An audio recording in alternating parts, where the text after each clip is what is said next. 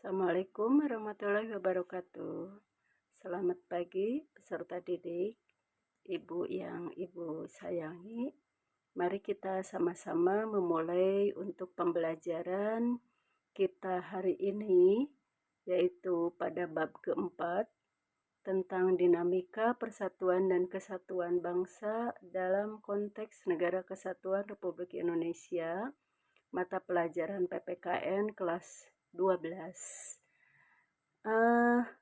Untuk materi bab 4 ini adalah merupakan materi kelanjutan dari materi sebelumnya, yang mana kita akan mempelajari di dalam KD ini. Yang pertama akan dijelaskan tentang hakikat Negara Kesatuan Republik Indonesia. Menurut pendapat Roger Hasseltu berpendapat bahwa negara dipahami sebagai badan atau agensi atau kewenangan otoriti yang mengatur atau mengendalikan persoalan-persoalan bersama atas nama masyarakat. Sedangkan menurut Miriam Budiarjo, tujuan berdirinya suatu negara adalah untuk menciptakan kebahagiaan bersama bagi seluruh rakyat.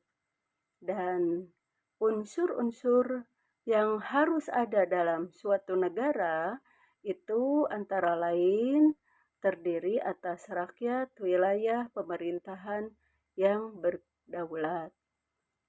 Kemudian kita lanjut, kita lihat hakikat Negara Kesatuan Republik Indonesia ini terbentang dari mulai Sabang sampai Merauke, dari kepulauan Republik Indonesia yang terdiri dari beribu-ribu pulau yang merupakan satu kesatuan wilayah Nusantara. Kemudian, menurut teori modern yang berkembang saat ini, berpendapat bahwa ada dua bentuk negara, yaitu satu negara kesatuan dan dua negara serikat atau federasi. Sedangkan makna dari wilayah kesatuan Indonesia dalam berbagai bidang antara lain adalah seluruh wilayah Indonesia dengan segala isi dan kekayaan yang terkandung di dalamnya merupakan satu kesatuan wilayah, wadah, ruang hidup, dan kesatuan mutlak bagi seluruh bangsa Indonesia, serta menjadi modal dan milik bersama bangsa Indonesia. Itu adalah merupakan makna wilayah kesatuan Indonesia dalam berbagai bidang. Kemudian, negara kesatuan sering juga disebut sebagai negara unitaris. Unity yaitu negara tunggal atau satu negara yang monosentris, berpusat pada satu, terdiri hanya satu negara, satu pemerintahan, satu kepala negara, satu badan legislatif yang berlaku bagi seluruh wilayah negara. Hakikat negara kesatuan yang sesungguhnya adalah kedaulatan tidak terbagi-bagi, baik keluar maupun ke dalam, dan kekuasaan pemerintah pusat tidak dibatasi. Negara kesatuan dapat dibedakan menjadi dua macam sistem, yaitu sentralisasi dan desentralisasi. Nah, gagasan perlunya membentuk suatu bangsa, yaitu bangsa Indonesia, adalah merupakan hasil diwujudkannya dalam Ikrar Sumpah Pemuda tanggal 28 Oktober 1928. Ini adalah sebagai momentum awal berdirinya suatu negara Indonesia merdeka. Yang pertama adalah karena Kongres Pemuda 1 pada tanggal 30 April sampai dengan 2 Mei 1926 di Jakarta, yaitu tujuannya menanamkan semangat kerjasama antar perkumpulan pemuda sebagai dasar persatuan Indonesia dalam arti yang lebih luas.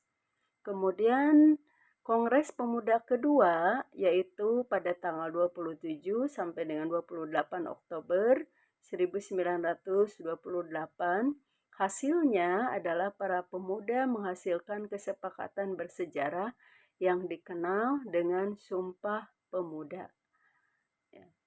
Kemudian, hakikat negara Kesatuan Republik Indonesia itu adalah antara lain hasil daripada Kongres Pemuda kedua menghasilkan proklamasi 17 Agustus 1945. Bangsa Indonesia berhasil mendirikan negara sekaligus menyatakan adanya negara baru pada dunia, yaitu Negara Kesatuan Republik Indonesia. Proklamasi kemerdekaan pada tanggal 17 Agustus 1945 dapat tercapai dengan adanya rasa dan semangat persatuan dan kesatuan dari seluruh bangsa Indonesia. Dan adapun faktor-faktor penting pembentuk bangsa Indonesia antara lain karena adanya persamaan nasib di mana bangsa kita mengalami nasib yang sama, yaitu penjajahan. Kemudian akibat dari penjajahan ini, maka rakyat Indonesia memiliki atau adanya keinginan bersama untuk merdeka. Dan yang ketiga, karena ada kesatuan tempat tinggal.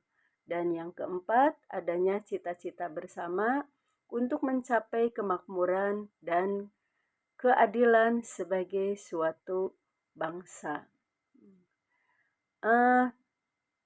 Untuk melihat bahwa negara Indonesia memiliki cita-cita untuk bersatu, antara lain adalah dalam alinea keempat pembukaan Undang-Undang Negara Republik Indonesia tahun 1945 terdapat upaya pembentukan suatu pemerintahan negara Indonesia antara lain pada kalimat melindungi segenap bangsa Indonesia dan seluruh tumpah darah Indonesia. Ya. Dan dalam hal ini bisa kita lihat pada pasal 18 ayat 2, negara mengakui dan menghormati kesatuan-kesatuan masyarakat, hukum adat serta hak-hak tradisionalnya sepanjang masih hidup dan sesuai dengan perkembangan masyarakat dan prinsip Negara Kesatuan Republik Indonesia yang diatur dalam undang-undang. Hal ini memberikan tempat dan menghormati keberadaan masyarakat adat beserta hak-hak tradisionalnya yang sudah lama ada. Bahkan hingga kini masih hidup di tengah-tengah masyarakat setempat. Demikian peserta didik yang Ibu cintai, yang Ibu kasihi, pembelajaran kita tentang dinamika persatuan dan kesatuan bangsa Indonesia. Terima kasih atas segala perhatiannya, mohon maaf atas segala kekurangannya. Kita bisa bertemu kembali pada minggu yang akan datang dengan materi yang berbeda. Wabillahi taufiq wal hidayah. Assalamualaikum warahmatullahi wabarakatuh.